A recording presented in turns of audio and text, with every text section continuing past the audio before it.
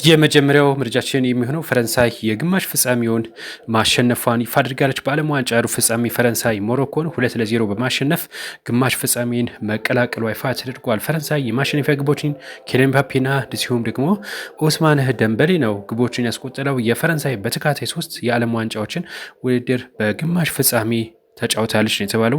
ሞሮኮ ከውድድሩ መሰናበት ተከትሎ የአፍሪካ ሀገራት የዘንድሮ የዓለም ዋንጫ ጉዞ አብቅቷል የተባለው እንግዲህ አፍሪካን የወከለ የለም ማለት ነው።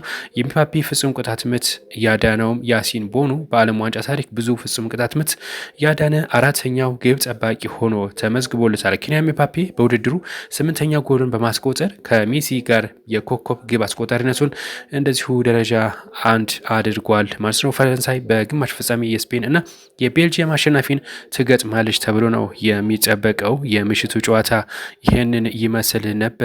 በቀጣይነት የምንመለከተው ጉዳያችን የወላወሎ አዲግራት ዩኒቨርሲቲን በተመለከተ ነው። እንግዲህ ጨዋታው የኢትዮጵያ ሊጎች መጠናቀቁ ይታወቃል። ከዚህ ጋር በተገናኘ ግን አንዳንድ መረጃዎች ይወጡ ነው የሚገኙት።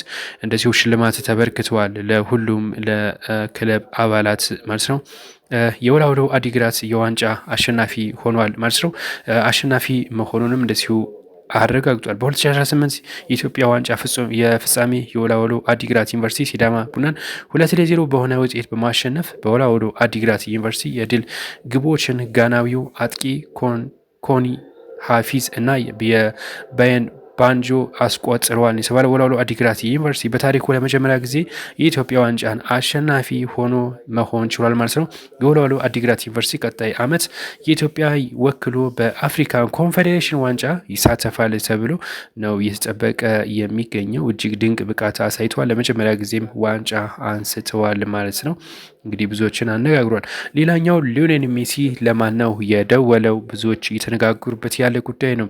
ሊዮኔል ሜሲ ለሚሮስላቭ ክሎዝን አነጋግሯል ነው የተባለው። ስልክ ደውሎ አርጀንቲናዊ ኮከብ ሊዮኔል ሜሲ የዓለም ዋንጫን ከፍተኛ ግብ አስቆጣሪ ሪካርድ ከሚሮስላቭ ክሎዝ መረከቡን ይፋ ካደረገ በኋላ ወይም ከታወቀ በኋላ ሊዮኔል ሜሲ በቀጥታ ሪካርዱን በእጁ ካስገባ በኋላ ለጀርመን ተጫዋች ሚሮስላቭ ክሎዝ ስልክ ደውሎለት ነበር ነው የተባለው።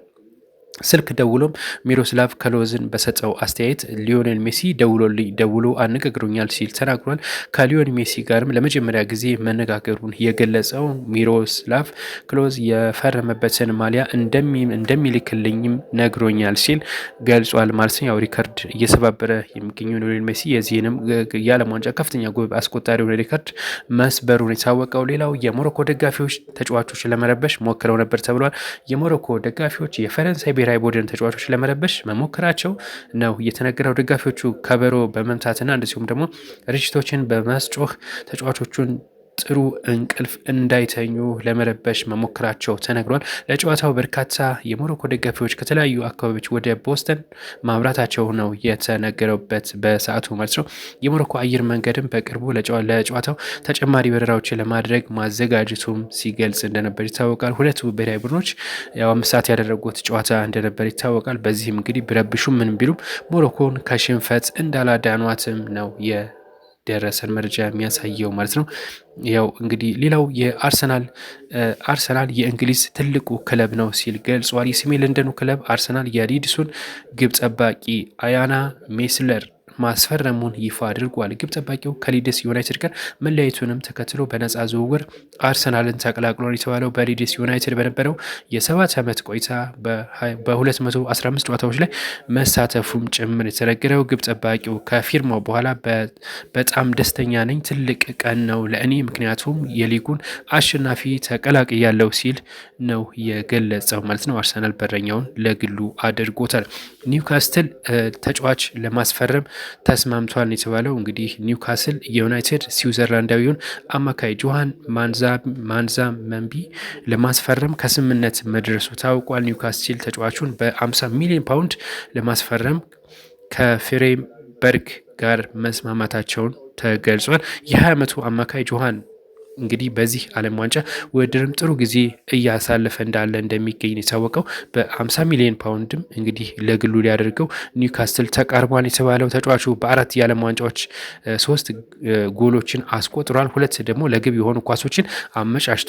ኒውካስትል ዩናይትድም ሳንዶር ቶናሊን ለቶተንሃም በ100 ሚሊዮን ፓውንድ መሸጣቸው ይታወሳል። እጅግ ምርጥ በሆነ ዋጋ የሸጡት በነገራችን ላይ 100 ሚሊዮን ፓውንድ።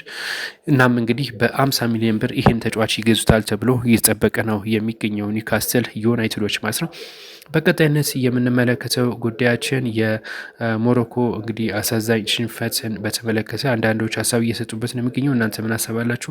ሀሳብ አስተያየት ካለ አስቀምጡልን። ኪሊያን ምባፔ ጋር በተገናኘ ግን ጉዳት አጋጥሞት እንደነበረም ጭምር ታውቋል። ነገር ግን ከራሱ አንደበት ምን ያን ያክል ቀላል ጉዳት ነው ያጋጠመኝ የሚል ምላሽ ሰጥቷል። አሽራፍ ሀኪም እንደዚሁ ለማሸነፍ ነበር የመጣ ነው ነገር ግን አልተሳካም ሲል ገልጿል። ከኪሊያን ምባፔ ጋርም ሲነጋገሩ ነበረ።